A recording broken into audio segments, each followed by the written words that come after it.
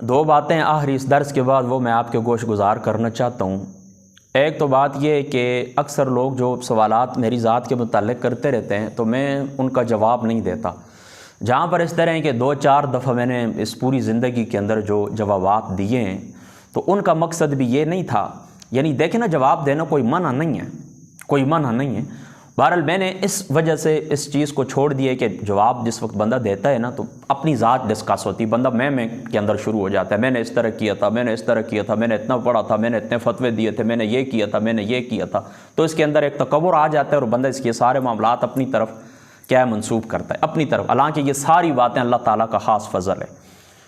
تو اس لیے میں نے پوری زندگی کے اندر اپنی ذات کے متعلق جو بات بھی کسی نے مجھ سے سوال کیا میں نے جواب دینے سے پرہیز کیا ہے، اور جہاں جہاں پر میں نے جواب دیا تو وہاں پر بھی فقط مقصد اتنا تھا کہ میرے جو اپنے دوست احباب ہیں نا، اپنے دوست احباب جو ہوتے ہیں، اپنے ساتھی ہوتے ہیں، ان کو مطمئن کرنا مقصد تھا۔ اور یہ آقا علیہ الصلوۃ والسلام کی مبارک سنت بھی ہے، وہ حضرت صفیہ علی مشہور روایت ہے جامع ترمذی شریف کے اندر موجود ہے کہ حضور علیہ الصلوۃ والسلام جس وقت حضرت صفیہ کو رخصت فرما رہے تھے نا، جو حضور کی گھر والی تھی، حضور اعتکاف کے اوپر وہ تشریف لائی تھیں، تو حضور علیہ السلام جس وقت رخصت ان کو فرما رہے تھے نا تو آواز آپ نے دی تھی، 7 لوگ کھڑے تھے نا تو ان کو آواز دی تھی کہ یہ میرے گھر والی ہیں، صفیہ ہیں۔ تو اس کا مطلب کیا ہے؟ محدثین اس حدیث پاک کی شرح کے اندر لکھا ہے کہ آپ کی وجہ سے نا کچھ لوگ اس طرح نے کہ کسی وہم کے اندر مبتلا ہو جائیں، تو اس طرح کرنا ہے کہ آپ کو اپنی صفائی دینی چاہیے۔ آپ دیکھیں حضرت یوسف علیہ الصلوۃ والسلام کا وہ معاملہ بھی دیکھ لیں کہ جس وقت آپ کو قید خانے سے باہر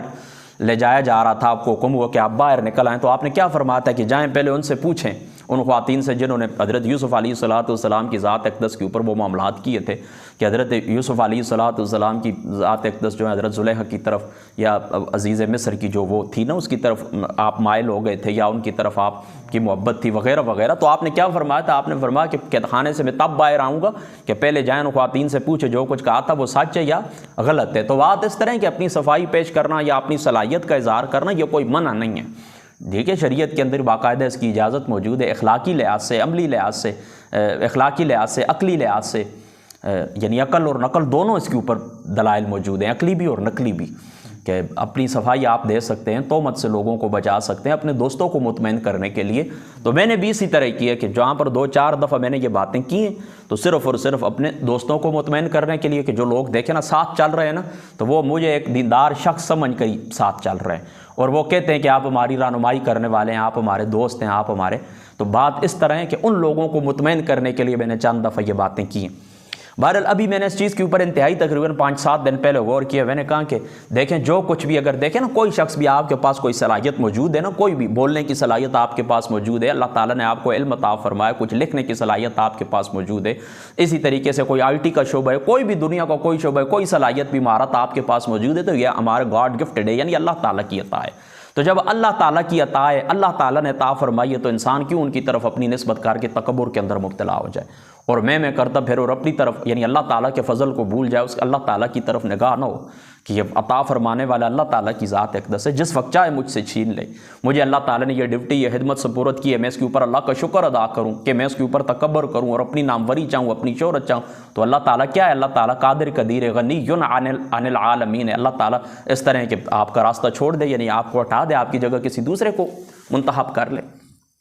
تو بس یہی وجہ ہے، میں نے اس کے اوپر جب انتہائی غور کیا تو میں نے کہا اب آئندہ کے بعد زندگی جو 2-4 معاملات تھے وہ میں نے کلیئر کر دیا، چلو انتہائی کوئی مجبوری ہوئی تو وہ ایک الگ بات ہے کہ چلو اپنے دوستوں کی خاطر، اپنے ساتھ چلنے والے جو ہزاروں لوگ ہوتے ہیں ان کو مطمئن کرنے کی خاطر اگر کوئی بات ہوئی ہے تو ہوئی، ورنہ انشاءاللہ تعالی زندگی کے اندر پوری زندگی مجھے لوگ جو مرضی ہے کہتے رہے، میری طرف انگلیاں اٹھاتے رہے، ہم نے کسی کو جواب نہیں دینا ہے۔ ہماری جو اپنی روٹین ہے، درس قرآن ہے، درس حدیث ہے، اسی طریقے سے کرنٹ ایشو جو ہوتے ہیں، ملکی معاملات جو اچانک پیش آ جاتے ہیں ان کے اوپر گفتگو کرنا، اسی طریقے سے جمعۃ المبارک کو خطبہ کئی خطاب کے لیے جانا ہے، تو وہاں پر قرآن اور سنت کی روشنی کے اندر جو پیغام ہے اللہ تعالیٰ کا وہ ہم عوام تک کنوے کرتے رہیں گے۔ ہماری ذات کے اوپر جو بات آتی ہے بے شک لوگ کرتے رہیں، ہمیں اس کی کوئی پرواہ نہیں ہے، نہ ہم اس کا جواب دیں گے۔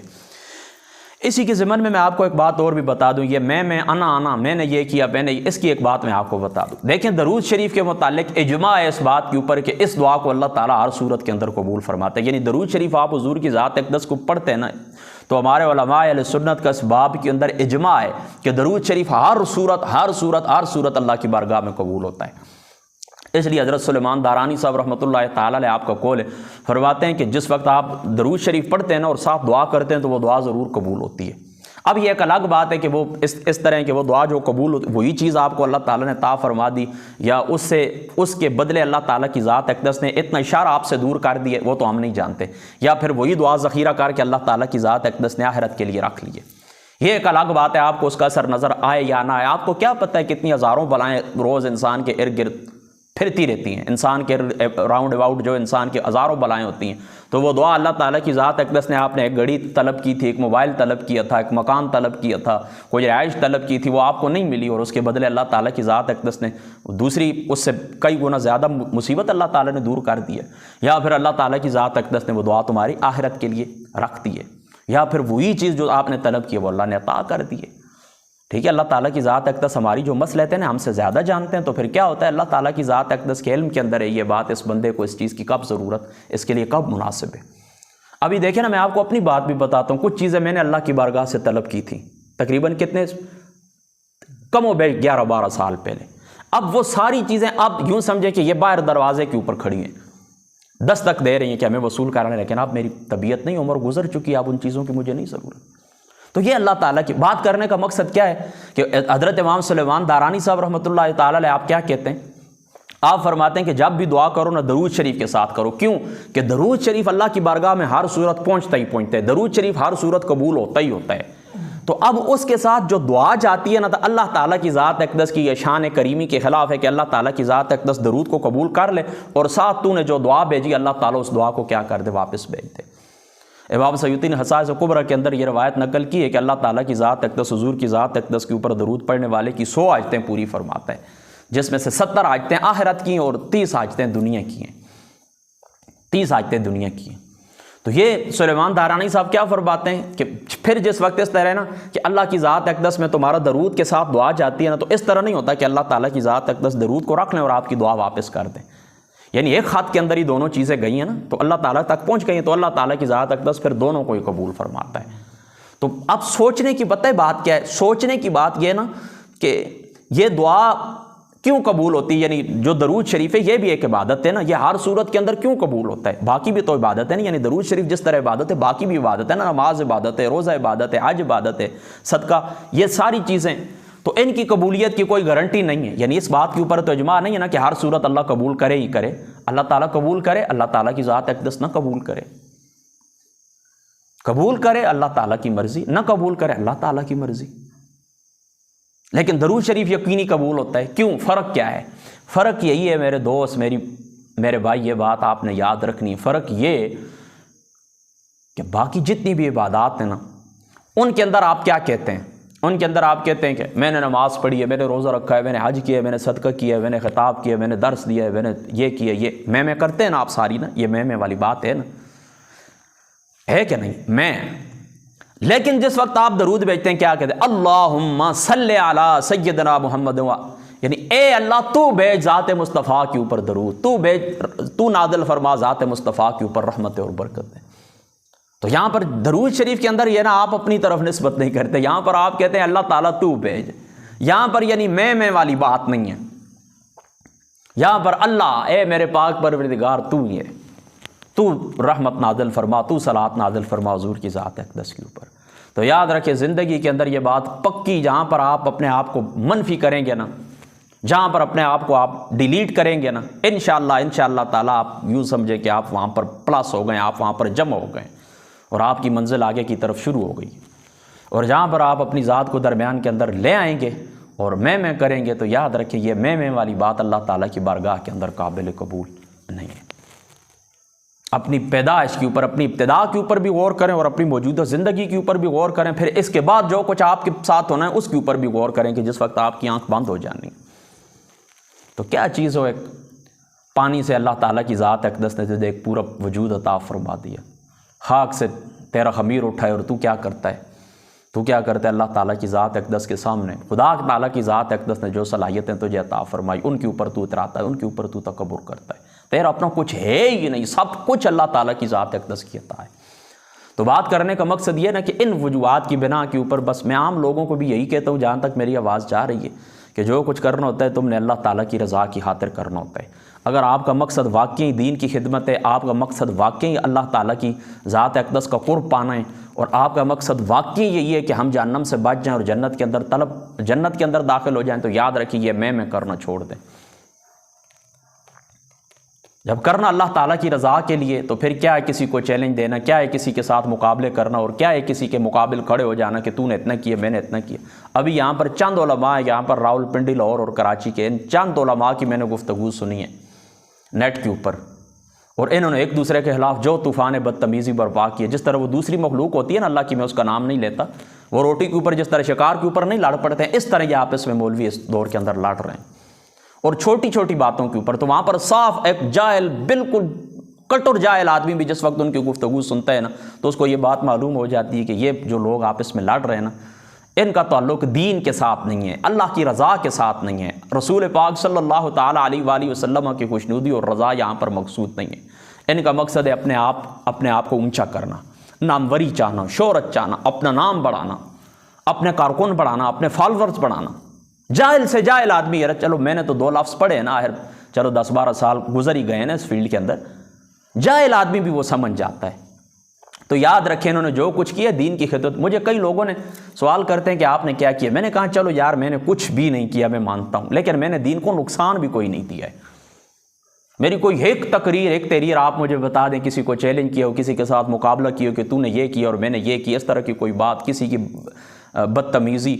کسی عالم دین کو چیلنج، کسی کو برا بلا کہنا، کسی کے اوپر لان تان کرنا، کسی کی ذاتی زندگی کے اوپر کیچڑ اچھالنا، کہیں پر آپ یعنی نقصان، چلو اگر فائدہ دین کے لیے کچھ بھی نہیں کیا، مخلوق خدا کے لیے کچھ بھی نہیں کیا، تو میں نے اس طرح کہ کسی کو نقصان بھی نہیں دیا ہے۔ جبکہ تمہاری ان لڑائیوں کی وجہ سے، ان لڑائیوں کی وجہ سے یاد رکھے قادیانیت، شیعیت یعنی رافضیت، اور اسی طریقے سے یہودیت، نصرانیت، اور یہ جو شرک کرنے والے ہندوستان کے اندر ان کو کیا ہندو، یہ مضبوط ہوئے ہیں۔ جا کر ان کے پیجز آپ دیکھ لیں، مضبوطی ہوئی ہے ان کی، اور وہ صحیح ٹائٹ ہو گئے ہیں، صحیح مضبوط ہو گئے ہیں۔ آپ کی ان لڑائیوں کا دشمن نے فائدہ اٹھایا ہے۔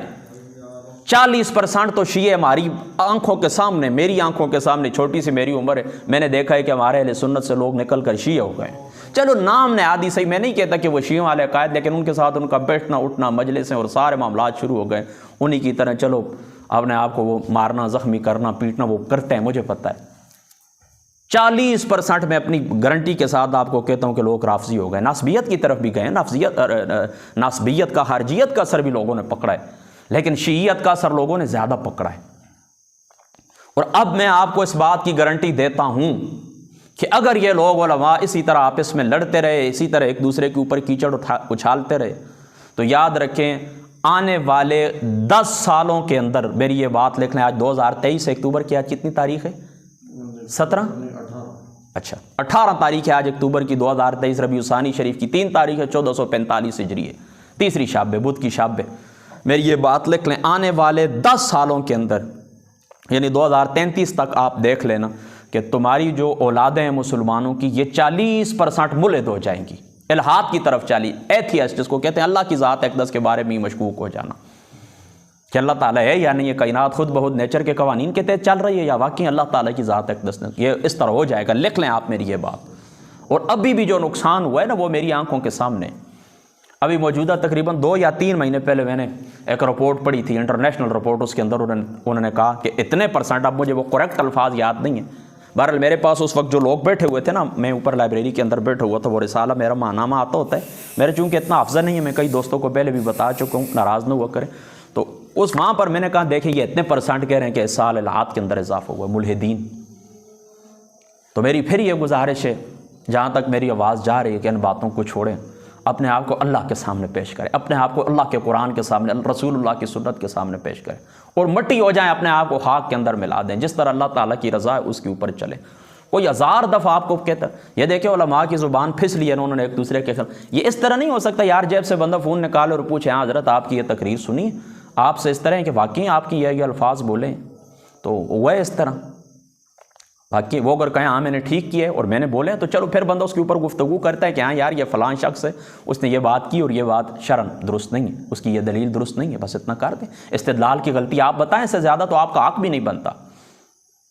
لیکن ایک بندہ وضاحت دیتا پھر کہ دیکھیں جی میری سبقت لسانی ہوئی ہے، میری زبان سے یہ لفظ نکل گئے ہیں، اللہ تعالیٰ مجھے معاف کرے، اس کے باوجود بندہ اس طرح کے، تو اللہ تعالیٰ کی ذات اقدس کی یہ رضا والی باتیں نہیں ہیں۔ صاف ستھرا پتہ چلتا ہے کہ یہ ایک دوسرے کے خلاف اندر سے بھرے ہوئے ہیں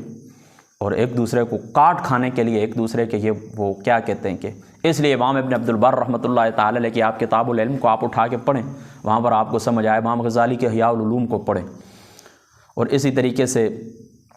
یہ جو فتاوے کی کتاب ہے نا، بڑا پیارا اس کا نام ہے۔ یعنی ان سب درجنوں عبارات کا خلاصہ پتہ ہے کیا کہ علماء کی گواہی علماء کے حق میں قبول نہیں ہوتی۔ یعنی جو علماء ہے نا وقت کے معاصر جو علماء معاصرانہ چشمک جن کے درمیان ہو، ان کی ایک دوسرے کے خلاف، کیونکہ سڑے ہوئے ہوتے ہیں ایک دوسرے کے، اتنا بغض اور اتنا حسد ایک دوسرے کے خلاف رکھتے ہیں۔ مجھے اچھی طرح یاد ہے، آج سے تقریباً 10-12 سال پہلے کی بات ہے، میں چھوٹا سا تھا، زیادہ نہیں 10-12 بھی نہیں 20 سال ہو گئے ہوگے، چھوٹا سا تھا، میری 8-9 سال عمر ہوگی،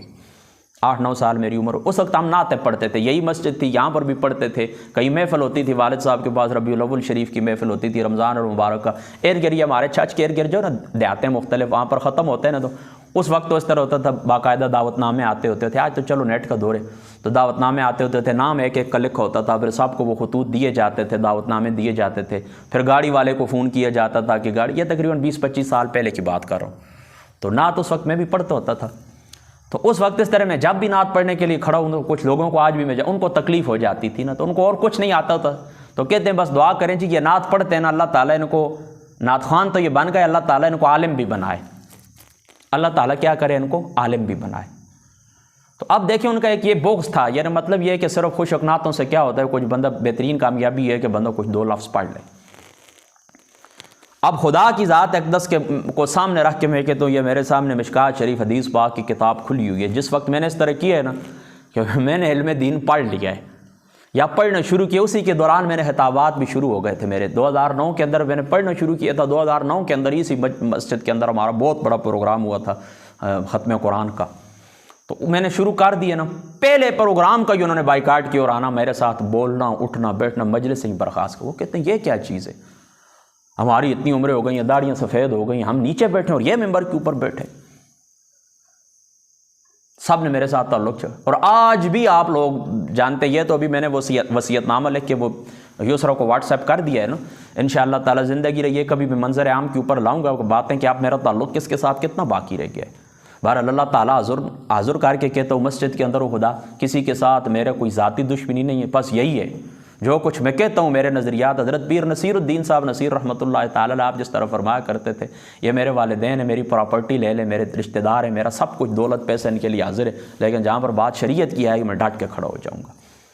تو بس ہمارے معاملات بھی اسی طرح انشاءاللہ ان کی وضاحت دوں گا، بہرحال چونکہ ابھی ہمارا عشاء کی نماز کا وقت قریب ہے، بس جو باتیں ہوئی ہیں اللہ تعالیٰ سمجھ کی توفیق عطا فرما۔ بس بات کرنے کا مقصد یہ ہے نا کہ یہ بس جواب دینا، اپنی صفائیاں پیش کرنا، یہ میں کرنا ہوتا ہے، اور یہ میں ہم نہیں کرتے، کیونکہ عطا سب کچھ اللہ تعالیٰ نے کیا ہے، تو جو کچھ صلاحیت اللہ تعالیٰ نے عطا فرمائی ہے، اگر آپ کو کچھ نظر آتی ہے، کسی دوسرے کو کچھ نظر آتی ہے، تو اسی اللہ تعالیٰ کے دین کی خدمت کے لیے صرف ہوگی انشاءاللہ تعالیٰ۔ وآخر دعوانا ان الحمد للہ رب العالمین۔